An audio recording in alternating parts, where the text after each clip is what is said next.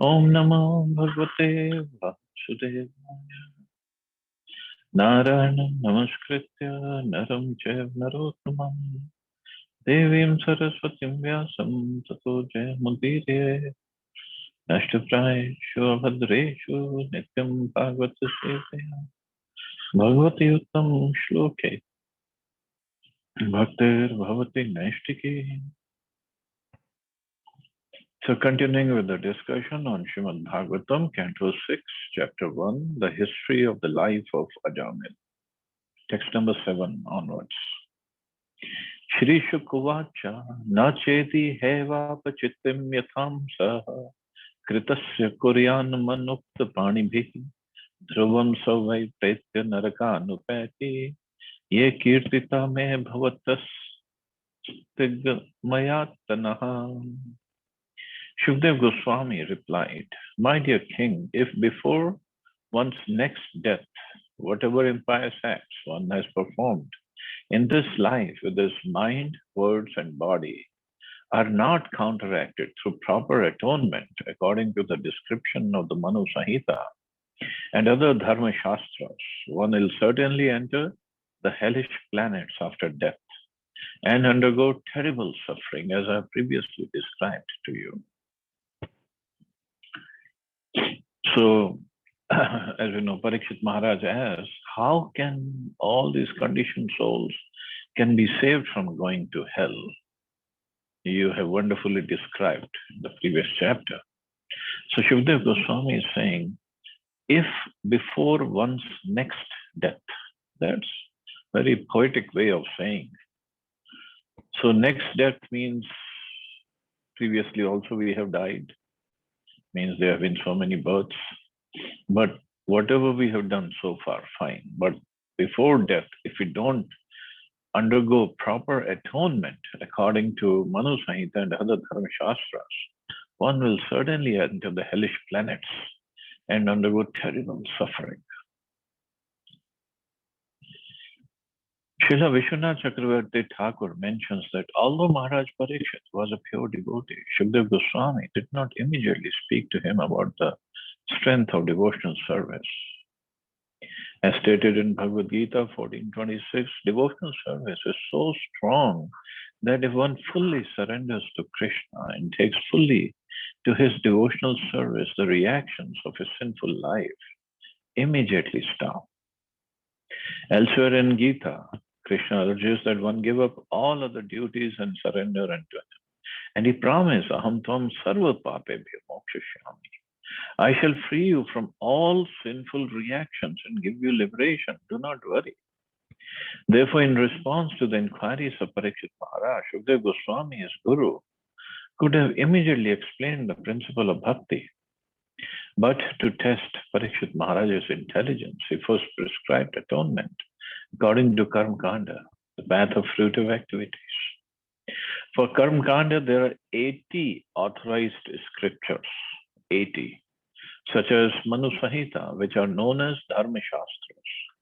In these scriptures, one is advised to counteract his sinful acts by performing other types of fruitive action. This was a path first recommended by Shukdev Goswami to Maharaj Parikshit. And actually, it's a fact that one who does not take to devotional service must follow the decision of these scriptures by performing pious acts to counteract his impious acts. This is known as atonement, prayashchitta. See, Shukdev Goswami is also testing Parikshit Maharaj. He did not right away come to devotional service. So first he says, do prayashchitta, atonement. And until one does atonement, one cannot get rid of all these sinful reactions. Text 8. Tasmat purevashviha pap nishkrito yatet mrityor avipadyat atmana doshasya drishtva guru laghavam yatha bhishak chikitset rujam nidanavit. Therefore, before one's next death comes, as long as one's body is strong enough, one should quickly adopt the process of atonement according to Shastra. Otherwise, one's time will be lost, and the reactions of his sins will increase. As an expert physician diagnoses and treats a disease according to its gravity, one should undergo atonement according to the severity of one's sins. The Dharma Shastras, like the Manu Sahita, prescribe that a man who has committed murder should be hanged and his own life sacrificed in atonement. Previously, this system was followed all over the world, but since people are becoming atheists, they are stopping capital punishment. This is not wise. Herein it is said that a physician who knows how to diagnose a disease prescribes medicine accordingly. If the disease is very serious, the medicine must be strong. The weight of a murderer's sin is very great, and therefore, according to Manu Samhita, a murderer must be killed. By killing a murderer, the government shows mercy to him actually, because if a murderer is not killed in this life, he will be killed and forced to suffer many times in future lives. Since people do not know about the next life and the intricate workings of nature, they manufacture their own laws, but they should properly consult the established injunctions of the Shastras and act accordingly. In India, even today, the Hindu community often takes advice from expert scholars regarding how to counteract sinful activities. In Christianity, also, there is a process of confession and atonement. Therefore, atonement is required, and atonement must be undergone according to the gravity of one's sinful acts. So according to Manu Sahita and as Prabhupada said, there are 80 Dharam Shastras. But the problem is the Brahmins. Who has read all the Dharam Shastras? Who has understood all the Dharam Shastras properly? And who would be guiding their followers properly? So if we just talk to different Pandits or Brahmins, oh Panditji, I did this, what is that prashit? Everybody will say different things. Sometimes they say different things according to the person who has approached them, and sometimes because they themselves don't have knowledge. But people, because they have faith, little faith in Brahmins, they follow them. But the knowledge has to be there. Just like there is a injunction of charity of cow. One should do dan, go dan. Now, what do these guys do? Brahmins in Prayagraj at Sangam. So what he would do, he would tie a cow out there. Okay, you go take bath in Sangam and you come out, you're supposed to do Godan. So, okay, it's the same cow, so many people do the dan of. How does this work? They say, okay, you do 1100 and in your name, but this Godan is done. People don't know. This is not how it is done. If it is done, you cannot take the cow back. It has to be given away. That's it. But it has become a matter of making money. And here Prabhupada says, somebody has committed a murder. He should be killed. He should be given capital punishment.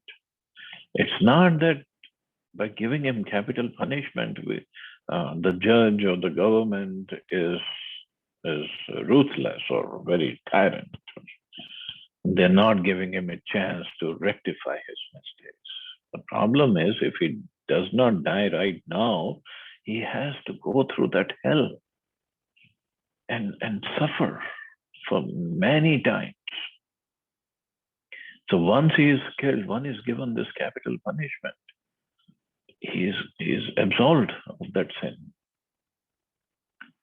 But the problem is, like people, Prabhupada said, people are atheists. They don't believe in all that. They don't know.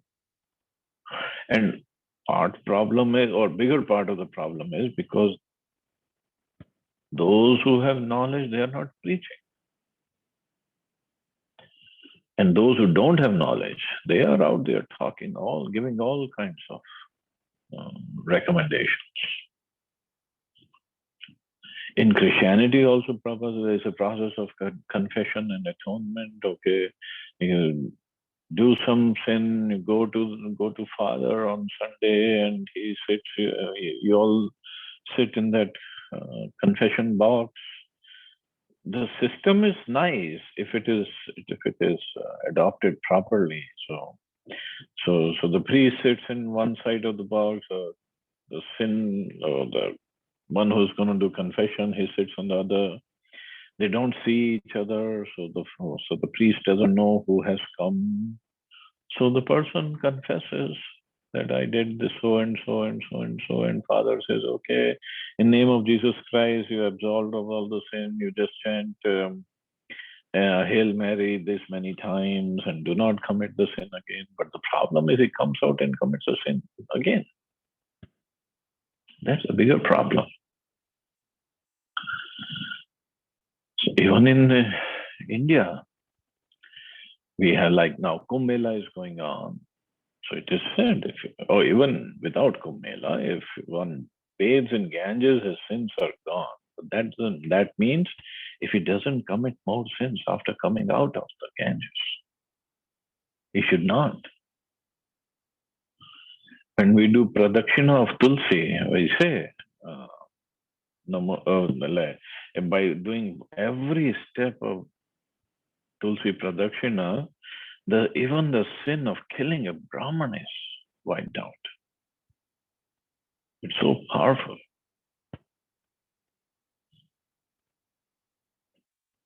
But then, after pradakshina, we should not commit sins. I mean, now killing a Brahman doesn't mean, it can also mean literally killing, but even if we insult a Brahman, if we offend a Brahman or a devotee, that's also like killing him.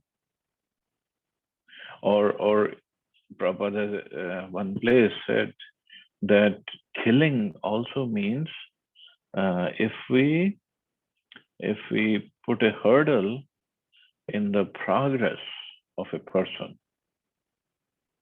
that's also killing.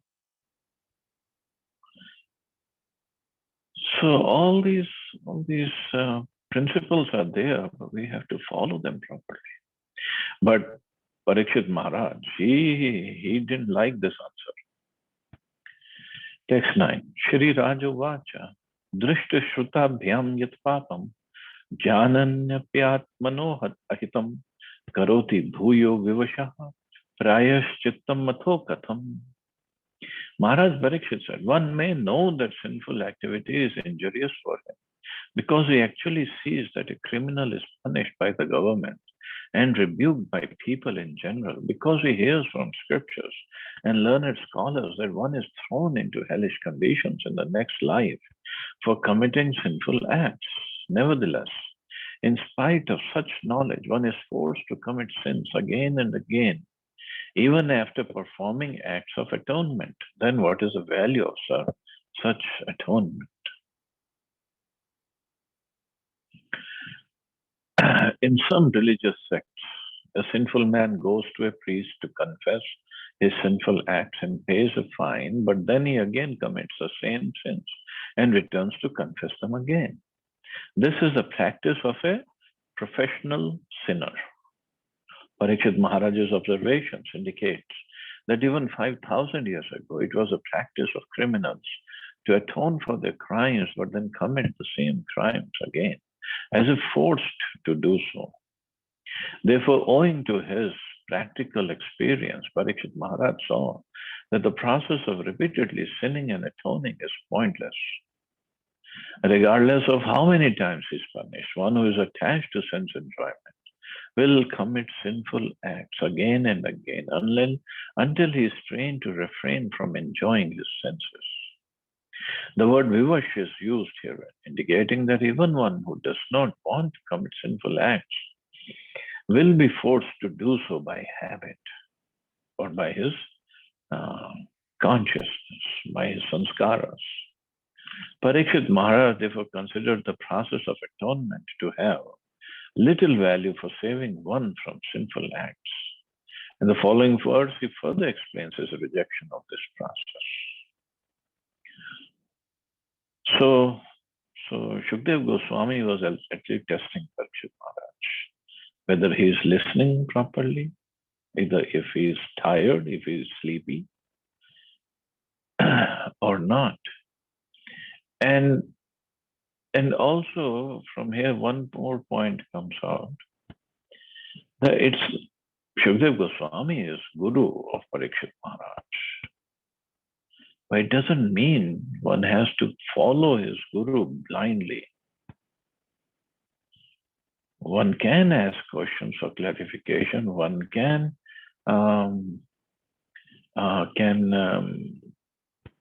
I won't say deviate or not follow, but asking questions is not wrong. Blind following, Prabhupada never ever condoned blind following, that you can blindly follow. No, ask questions. Arjuna asked so many questions to Krishna. When he was confused, oh Krishna, you're speaking equivocally. Sometimes you say work, sometimes you say do devotion. What should one do?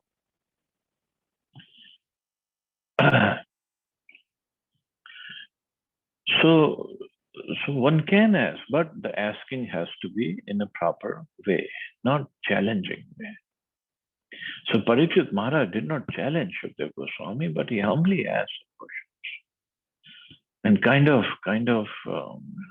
telling his guru that whatever you're saying, it doesn't work. Of course, Parikshit Maharaj has his own experience also in his life. He has knowledge of scriptures. And he's listening very attentively. That's one thing. Very attentively. So text 10. Tvachin nivartate abhadrat, tvachit charati tat punah, prayah chittam matho apartham, manya kunjara shochavat. Sometimes one who is very alert so as not to commit sinful acts is victimized by sinful life again. I therefore consider this process of repeated sinning and atoning to be useless. It is like the bathing of an elephant, for an elephant cleanses himself by taking a full bath, but then throws dust over its head and body as soon as it returns to the land. When Parikshit Maharaj inquired how a human being could free himself from sinful activities so as not to be forced to go to the hellish planetary systems after death, Shukdev Goswami answered that the process of counteracting sinful life is atonement. In this way, Shukdev Goswami tested the intelligence of Parikshit Maharaj, who passed the examination by refusing to accept this process as genuine. Now Parikshit Maharaj is expecting another answer from his spiritual master, Shukdev Goswami. And this example Parikshit Maharaj gives of elephant taking bath, kunjar shochvat. So when he takes bath, he goes in a pond or a lake, and he throws water on himself with his snout, and very nicely he takes bath. But as soon as he comes out, he just rolls in the dust or throws the dust, takes the dust on it and throws on it again. Whatever the nature of that elephant is, for whatever reason they do, but he again becomes dirty. Point is that. So sinning and atoning is like that. And Parikshit Maharaj said, and the person becomes sinful again because the inclination to commit sin is not gone by this atonement process.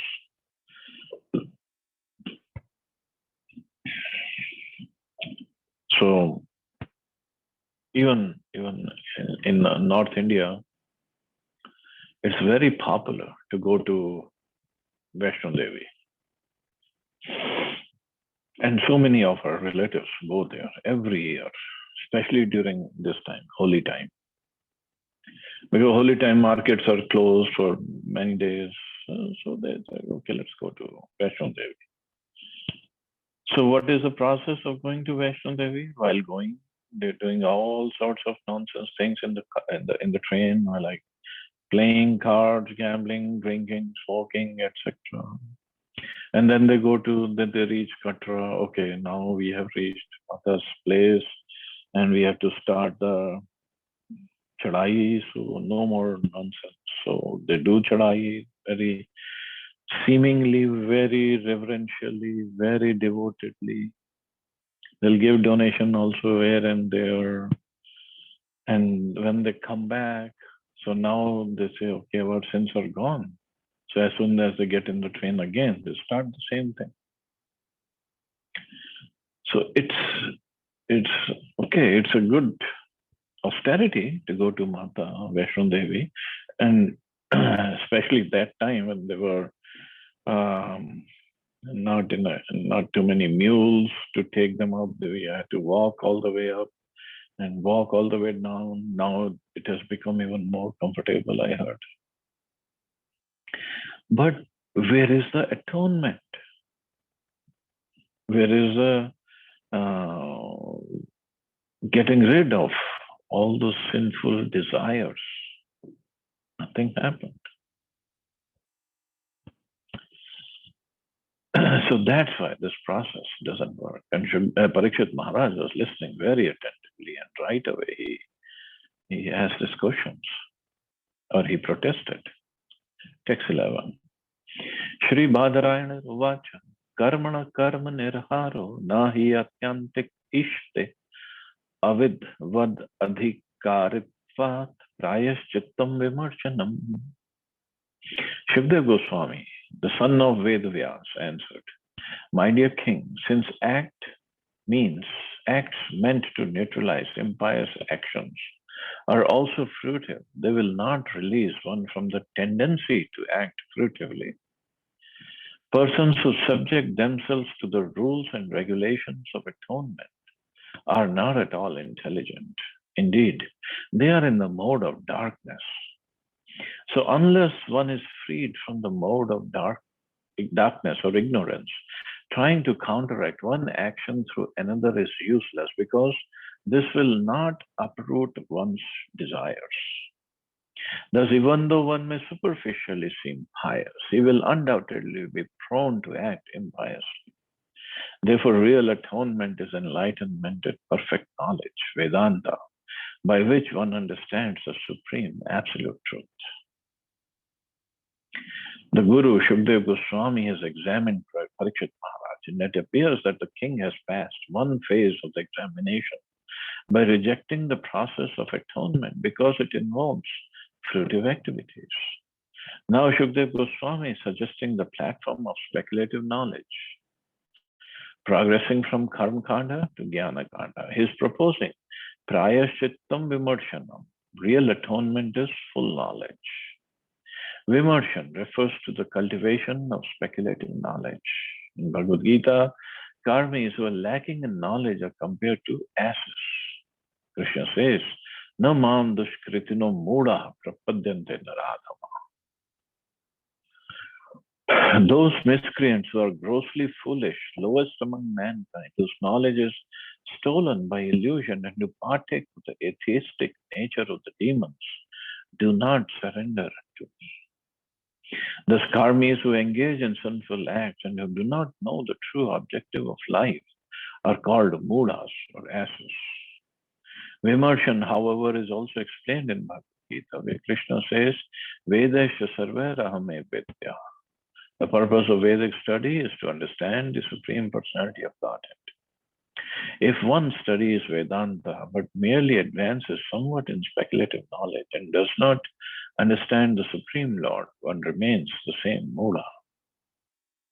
As stated in Bhagavad Gita, one attains real knowledge when he understands Krishna and surrenders unto him.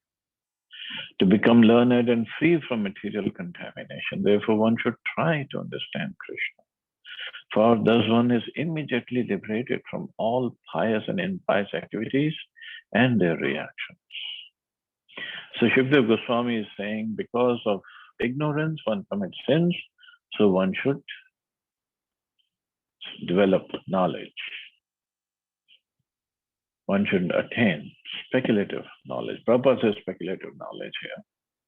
Why? Because this knowledge that is mentioned here is not the knowledge with the bhakti.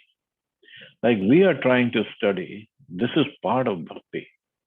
Shravanam Kirtanam, that is knowledge. But those who study Vedanta, Vedantists, they don't have that bhakti in their heart. They just want to understand or know Supreme Brahman by their learning. And that's why Prabhupada said the purpose of Vedas is to know Krishna. Purpose of Vedic study is to know Krishna and to serve Krishna. But those Vedantists, they hardly get to the point of knowing Krishna. They only come to the level of Brahman Jyoti, that Nirakar, that is supreme. So Shukdev Goswami is recommending that now. Let's see how it goes further. Nashnata pathyam evannam vyadhyo vibhavanti evam niyam kridrajan shanay kshemaye kalpate. My dear king, if a diseased person eats the pure, uncontaminated food prescribed by a physician, he is gradually cured and the infection of disease can no longer touch him. Similarly, if one follows the regulative principles of knowledge, he gradually progresses towards liberation from material contamination. Purport. One is gradually purified if one cultivates knowledge, even through mental speculation, and strictly follows the regulative principles enjoined in the Shastras and explained in the next verse. Therefore, the platform of jnana, speculative knowledge, is better than the platform of karma, fruitive action. There is every chance of falling from the platform of karma to hellish conditions. But on the platform of jnana, one is saved from hellish life, although one is still not completely free from infection. The difficulty is that on the platform of jnana, one thinks that he has been liberated and has become Narayan or Bhagwan. This is another phase of ignorance. So this is a problem for jnana. They become Narayana Bhagwan, but actually what happens, they think they merge into Brahm Jyoti. They have become Brahman. So because of ignorance, one speculatively thinks himself liberated from material contamination. Actually, he is not. Therefore, even if one rises to Brahma Gyan, understanding of Brahman, one nevertheless falls down because of not taking shelter of the lotus feet of Krishna. Nonetheless, Jnanis at least know what is sinful and what is pious, and they very cautiously act according to the injunctions of the Shastras. So better than karmis, the Jnanis are much better than karmis, because at least they have the knowledge of the scriptures, but not the full knowledge. So what do? The Jnanis, text 13-14. Tapsa brahmacharena shamena cha damena cha tyagena satya shochabhyam yamena niyamena va devag buddhi jam dhira dharmagya shuddhyanvita kshipanti agham mahadapi venu gulmam ivanalaha. To concentrate the mind, one must observe a life of celibacy and not fall down. One must undergo the austerity of voluntarily giving up sense enjoyment. One must then control the mind and the senses, giving charity, be truthful, clean and non-violent. Follow the regulative principles and regularly chant the holy name of the Lord. Thus, a sober and faithful person who knows the religious principles is temporarily purified of all sins performed with his body, words, and mind. These sins are like the dried leaves of creepers beneath a bamboo tree, which may be burned by fire, although their roots remain to grow again at first opportunity. Tapa is explained in the Smriti Shastra as follows. Manashas chendriyanam cha ekagryam paramam tapa. Complete control of the mind and senses in the complete concentration on one kind of activity is called tapa. Our Krishna consciousness movement is teaching people how to concentrate the mind on devotional service. This is first class tapa. Brahmacharya, the life of celibacy, has 8 aspects. So, so this 8 aspects, the life of celibacy, means there could be 8 ways one can perform sex. One will say, how is it possible? So, Prabhupada says, has 8 aspects. One should not think of women, speak about sex life, dally with women. Dally means associate with women. Look lustfully at women, talk intimately with women, or decide to engage in sexual intercourse. Nor should one endeavor for sex life or engage in sex life. One should not even think of women or look at them, to say nothing of talking with them. So that is real celibacy. This is called first class brahmacharya. If a brahmachari or sannyasi talks with a woman in a secluded place, naturally there will be a possibility of sex life without anyone's knowledge. Therefore, a complete brahmachari practices just the opposite. If one is a perfect brahmachari, he can very easily control the mind and senses, giving charity, speak truthfully, and so forth. To begin, however, one must control the tongue and the process of eating. But, of course, here it is not explained. Also, brahmachari means Brahm acharti iti brahmachari. Means one whose acharan, one whose life, one whose activities, one whose thought, everything is on the level of Brahman, on the spiritual level. So yes, celibacy is one aspect of it, but it has many more than just celibate. So it's not like if one is not married, but he's thinking of opposite sex, thinking of women, talking about them, talking to them, dealing with them personally. That's all considered as sex. Therefore, complete brahmachari practices just the opposite. If one is a perfect brahmachari, he can very easily control the mind and senses, giving charity, speak truthfully, and so forth. Now, Prabhupada always brings back to bhakti yoga, bhakti process in his purpose. In the bhakti marg, the path of devotion service, one must strictly follow the regulatory principles by first controlling the tongue. Sevan mukhe jiva. The tongue or jiva can be controlled if one chants the Hare Krishna Mahamantra, does not speak of any subjects other than those concerning Krishna, and does not taste anything not offered to Krishna. If one can control the tongue in this way, brahmacharya and other purifying processes will automatically follow. It will be explained in the next verse that the path of devotion service is completely perfect and therefore superior to the path of fruitive activities and the path of knowledge.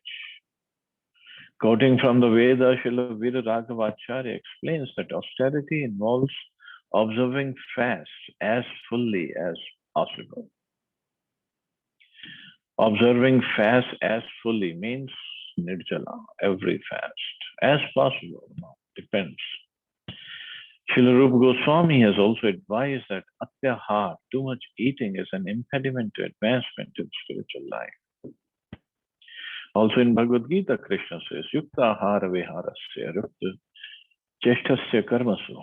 He who is temperate in his habit of eating, sleeping, working, and recreation can mitigate all material pains by practicing the yoga system. In text 14, the word dhira, those who are undisturbed under all circumstances, is very significant. As Krishna tells Arjuna in Bhagavad Gita, O son of Kunti, the non-permanent appearance of happiness and distress and their disappearance in due course are like the appearance and disappearance of winter and summer seasons. They arise from sense perception. Ocean of Bharat, one must learn to tolerate them without being disturbed. In material life, there are many disturbances, adhyatmik, adidevik, and adibhautik. One who has learned to tolerate these disturbances under all circumstances is called Thira. Okay, so going back to the verse, Shukdev Goswami is saying, so one who knows the religious principles is temporarily purified of all sins performed with his body, words, and mind. Means one was a jnani, one who has knowledge. Then what happens is, he compares these sins. These sins are like the dried leaves of creepers beneath a bamboo tree, which may be burned by fire, although their roots remain to grow again at the first opportunity. So in a forest of bamboo trees, sometimes there is fire. In the summer season, when it is completely dry and bamboos, they get dried very fast. And when there is some wind, there's some friction happens between the bamboo trees, and they catch fire. And so much of fire that the whole forest is burnt to ashes. But the problem is, or good part of creation is, there are some twigs or shoots under at the root level of a bamboo tree. And when the right season comes, rainy season comes, the roots start growing and again the bamboo trees can grow up.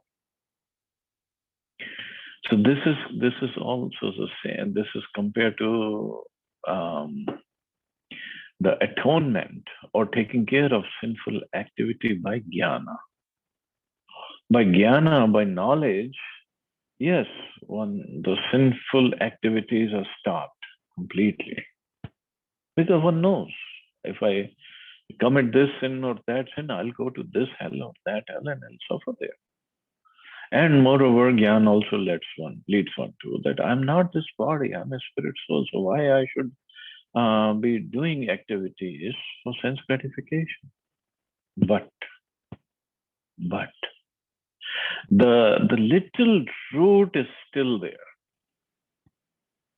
And that root, what it does, it can again grow up into a full-fledged bamboo tree. The little root means the inclination or desires are not gone yet. Desires are still there. And those desires can lead one to the level of committing sinful activity again. So finally, Shukdev Goswami is coming to the right conclusion. Kechit kevalya bhaktya vasudev parayana agam gunvanti karsneya niharam bhaskara. So the real process is only a rare person who has adopted complete, unalloyed devotional service to Krishna can uproot the weeds of sinful actions with no possibility that they will revive. He can do this simply by discharging devotional service. And how it acts? Just as the sun can immediately dissipate fog by its rays.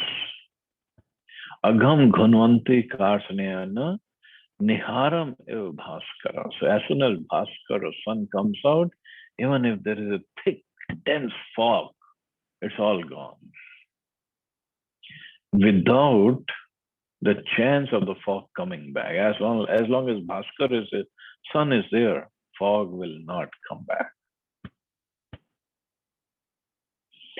In the previous verse, Shukdev Goswami gave the example that the dry leaves of creepers beneath a bamboo tree may be completely burnt to ashes by a fire, although the creepers may sprout again because the root is still in the ground. Similarly, because the root of sinful desire is not destroyed in the heart of a person who is cultivating knowledge, but who has no taste for devotional service, there is a possibility that his sinful desires will reappear. As stated in Srimad Bhagavatam, 10th canto, speculators who undergo great labor to gain a meticulous understanding of the material world by distinguishing between sinful and pious activities, but who are not situated in devotional service are prone to material activities. They may fall down and become implicated in fruitive activities. If one becomes attached to devotional service, however, his desire for material enjoyment are automatically vanquished without separate endeavor. Bhakti pareshanubhav viraktir anyatra cha. If one is advanced in Krishna consciousness, material activities, both sinful and pious, automatically become distasteful to him. That is the test of Krishna consciousness. Both pious and impious activities are actually due to ignorance, because a living entity, as an eternal servant of Krishna, has no need to act for his personal sense gratification. Therefore, as soon as one is reclaimed to the platform of devotional service, he relinquishes his attachment for pious and impious activities and is interested only in what will satisfy Krishna. This process of bhakti, devotional service to Krishna, Vasudev Parayana, relieves one from the reactions of all activities. So this is what bhakti does. Means it removes any desire for sense gratification. Viraktir anyatra cha. So he doesn't want to do anything sinful or pious. All he wants to do is devotion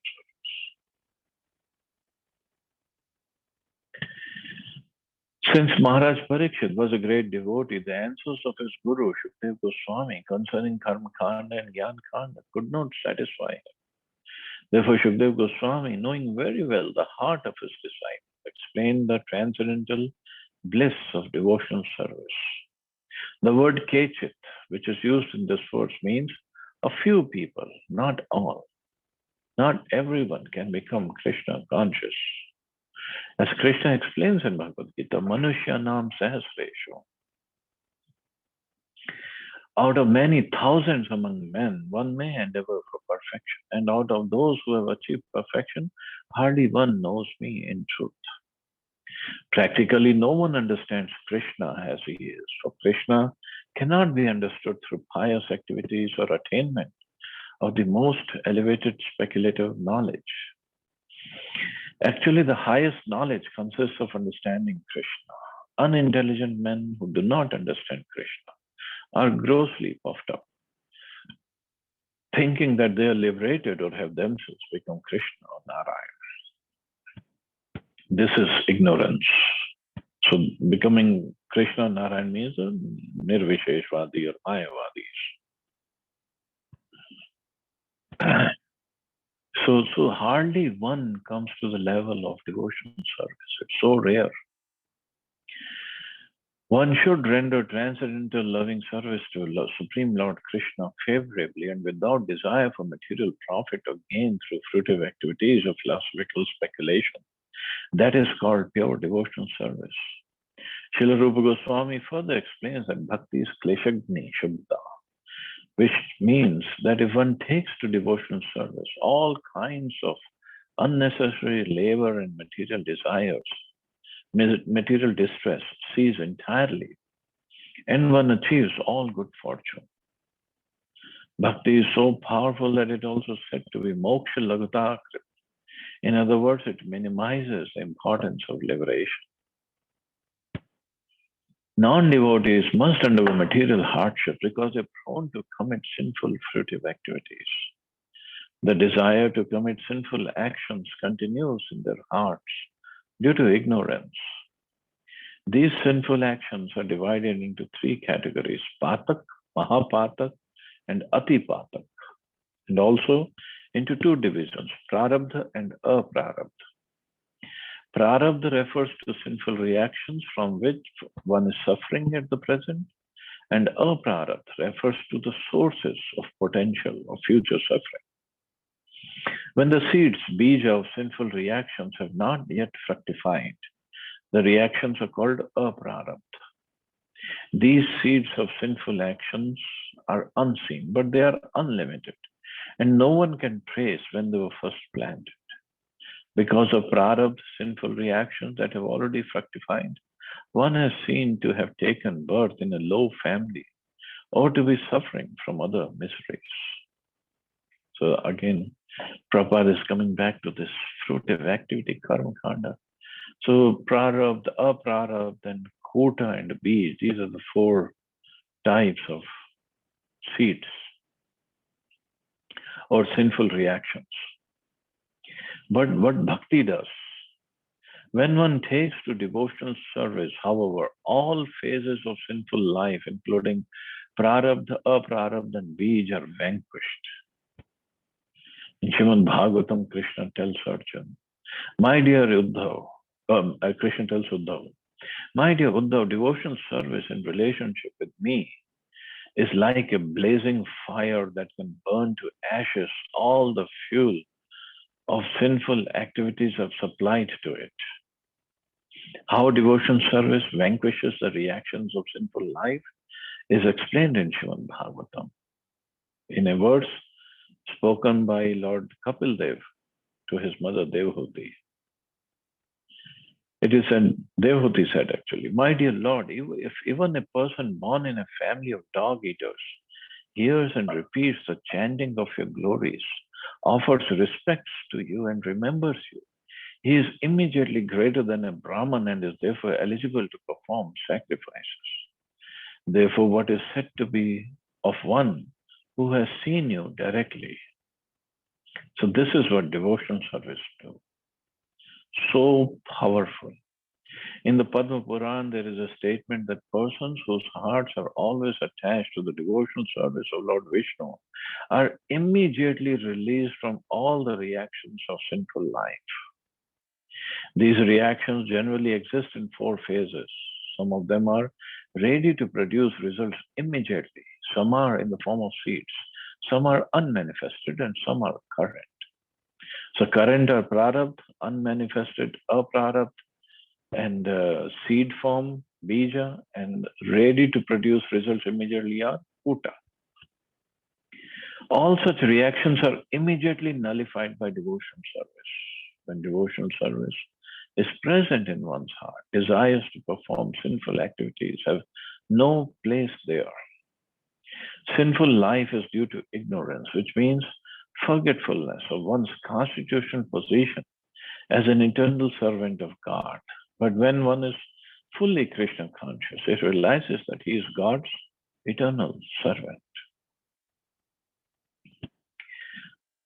So, but yes, devotion service can burn to ashes all the reactions, but the devotion service has to be pure.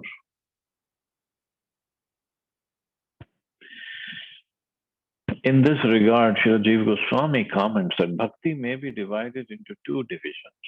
First is santata, devotion service that continues incessantly with faith and love. And kadachitki, devotion service that does not continue incessantly, but is sometimes awakened. Incessantly flowing devotional service, santata, may also be divided into two categories. Service performed with slight attachment and spontaneous devotional service. Intermittent devotional service, kadachitki, may be divided into three categories. Raga bhasamayi, devotional service in which one is almost attached. Ragabhas shunya swarupa bhuta, devotional service in which there is no spontaneous love, but one likes the constitutional position of serving. And abhas rupa, a slight glimpse of devotional service.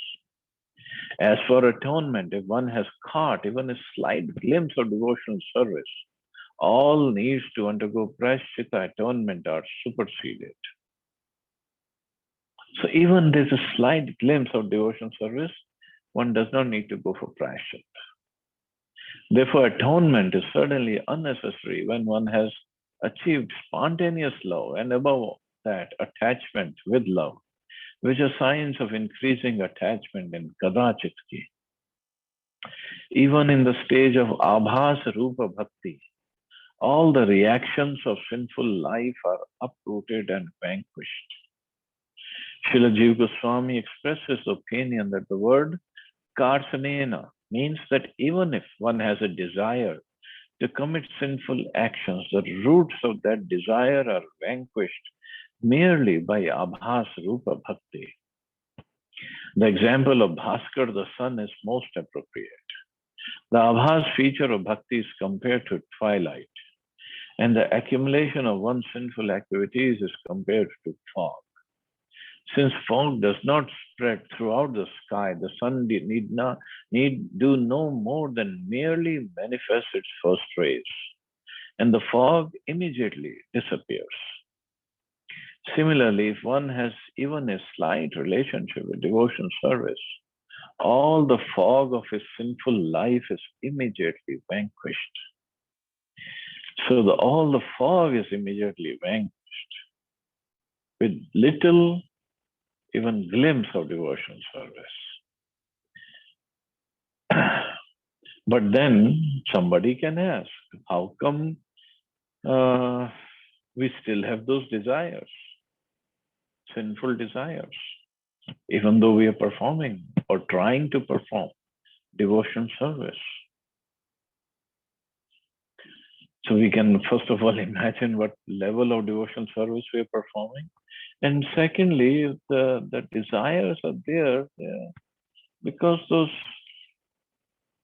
sanskaras are there from time immemorial.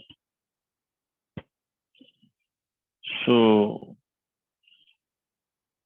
it takes time.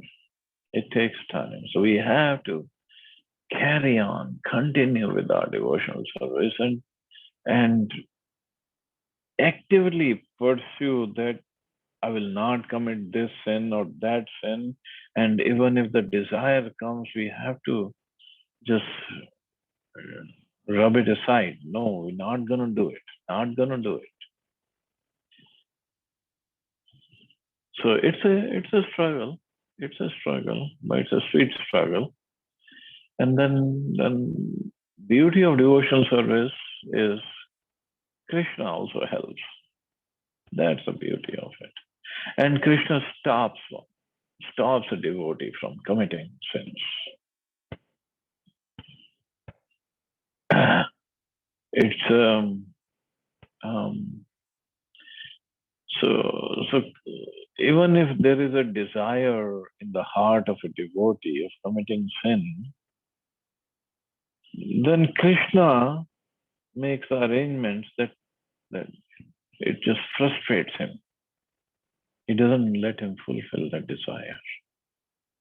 Or even if he lets him fulfill that, now it also depends upon Krishna and devotee, how they work, how he works with that devotee.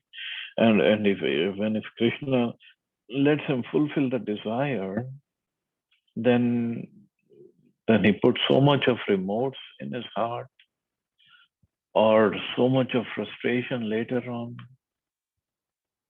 then the devotee just gives up.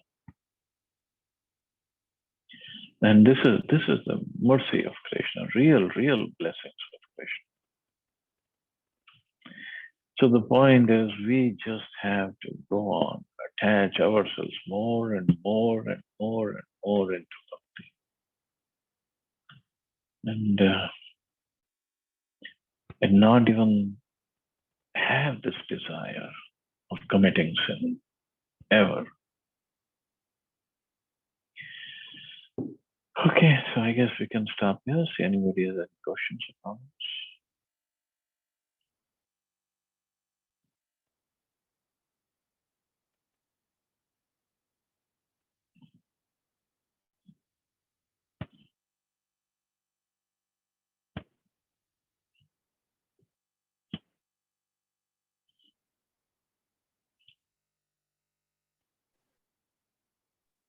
Hare Krishna, Prabhuji.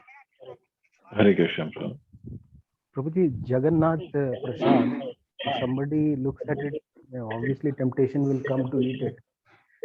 So is that kind of prasadam, when you look at some delicious prasadam and you go to, like you feel like eating it, is that also deviation from the bhakti?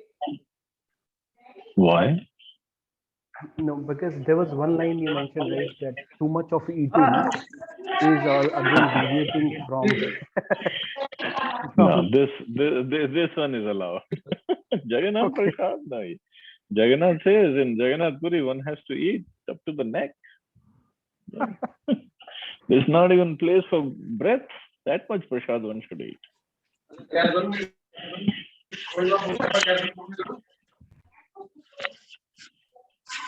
So, no, but what it is mentioned in among prasadam also, it's not like one should just have affinity of eating. Oh, I can let me have only gulab jamuns or rasgullas. Then it becomes a problem. Yeah. Then it's a problem because then our consciousness is not proper about the prasadam has to be honored, not eaten for. Yeah, probably. And I believe the best dish I ever had is Jagannath Prasadam. Best. Everybody says the same thing. There's no doubt about it. Especially the dal have that coconut flakes in it. That's superb. Yeah, and no spices in that dal, but it's wonderful, so tasty. So So मुंह में पानी आ tasty. I know. Okay, thank you, Prabhuji. Thank you so much. Thank you, Brian. Thank you. Any other question or comment?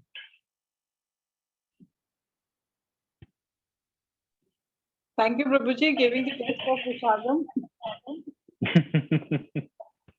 Thank you, Vinay Prabhuji. Thank you. Thank you, Mataji. Thank you. I know all the nobody will ignore it. Not ignoring, that's an offense, but just that, it is so tempting to have prasadam from Jagannath. ठीक है विनय प्रभु जी. चलेंगे वहां भी चलेंगे. प्रभु जी सिर्फ list बना के हम लोग को पता नहीं कब आएंगे प्रभु जी, दर्शन देंगे. We can only pray to Lord Jagannath. That's all. जरूर प्रभु जी. Sure. I guess we can stop here. You all live safe and wonderful. Hare Krishna. Jai Shri Prabhupada. Hare Krishna. Jai Shri Prabhupada.